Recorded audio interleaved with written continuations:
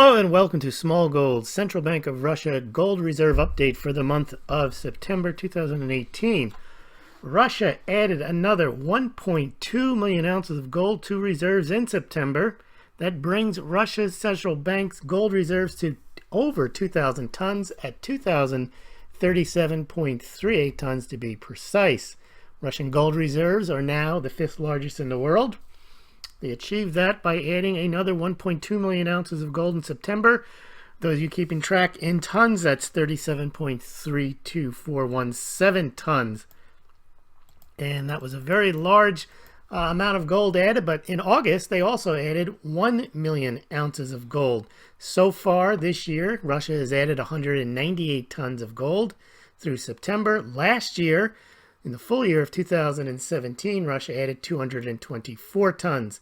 At the current pace, Central Bank of Russia will add over 250 or maybe even 260 tons of gold to her reserves. That would be the most ever. Now, overall Russian reserves, however, did fall from 460 billion to 459 billion.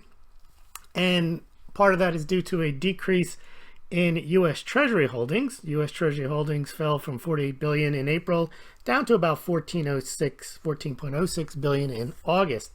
The gold reserves, those 2,037 tons, are worth about $77.5 billion, and they constitute just shy of 17% of Russia's overall gold reserves. Now we got some charts to take a look at to show what a big deal this is.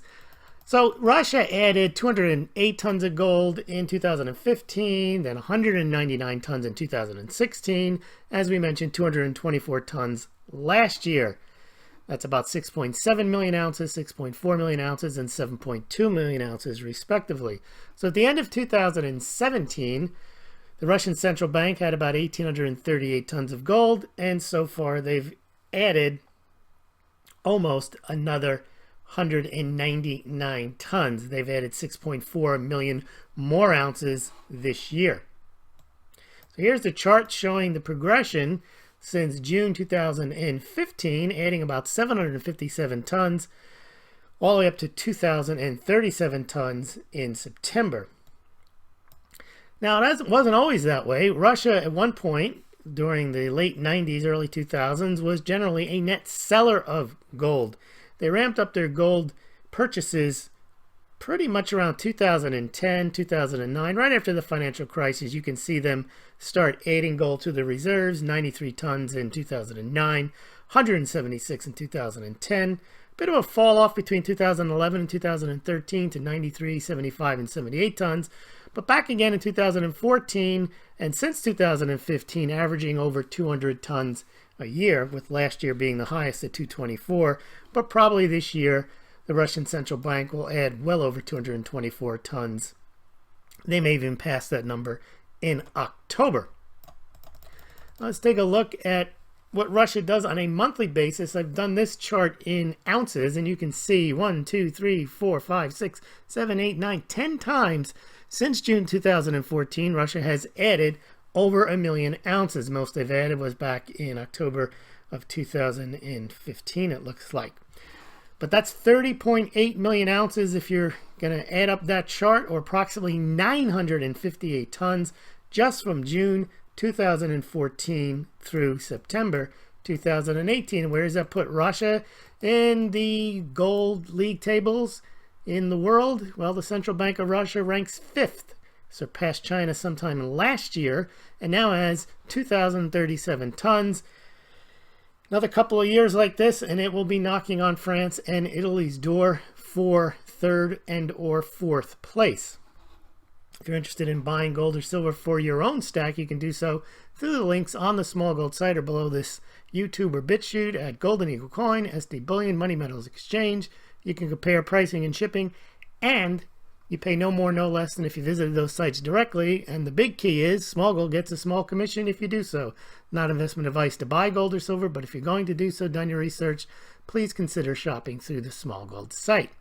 Now, we used to keep track of Russia and China and how much gold the People's Bank of China was adding versus how much the Central Bank of the Federation of Russia was adding, and it really got to be no contest. And then back in October of 2016, the People's Bank of China either stopped reporting and or stopped adding gold to her reserves. So I don't keep that chart anymore, but Russia was indeed outpacing China. And as you can see, they have outpaced the People's Bank of China and moved into 5th place. Now, where does Russia get all this gold? Well, Russia is the 3rd largest gold producer behind China and Australia, and essentially they have been buying up most of their domestic mining production. As you can see over the last few years, the red line is what they added, the blue line is what they've produced, and last year they almost put most of the gold they produced into the central bank, and they're probably doing about the same this year. Now, some of that extra gold they sell to China, that we know, and then also we know that they made an arrangement earlier this year to sell some gold to India. So essentially what Russia is doing is converting its rubles into gold. Here's a chart showing Russian gold versus U.S. Treasury holdings. For the longest time, Russia held more U.S. Treasuries than it held in gold, but that changed when Russia dumped a good portion of its treasuries in April, down from 81 billion to 48 billion, and now they're down below 15 billion, and Russian gold reserves as of May are at 80 billion. Interestingly enough, Russian gold reserves are now under 80 billion, even though they've added about 60-70 tons since then because the price of gold has fallen. And there's your chart showing Russia has also increased her overall reserve assets. Very interesting. Even in spite of sanctions, Russia has added increased overall reserves by about 27% since January 2016. Okay, well, thank you very much for listening, and we'll do a little more deep dive tonight in the Smaulgld live stream at 8 o'clock Eastern Standard Time. We do that every night on YouTube. Be sure to check us out on BitChute, Facebook, Twitter, Gab, and Minds.com. And I think that's it. And also, most importantly, go to Smaulgld.com. You can always see these charts a lot better. And that's where you can check out gold, silver, and really do your research, because I keep an archive of all these posts there. Thank you very much for listening, and we will talk to you tonight.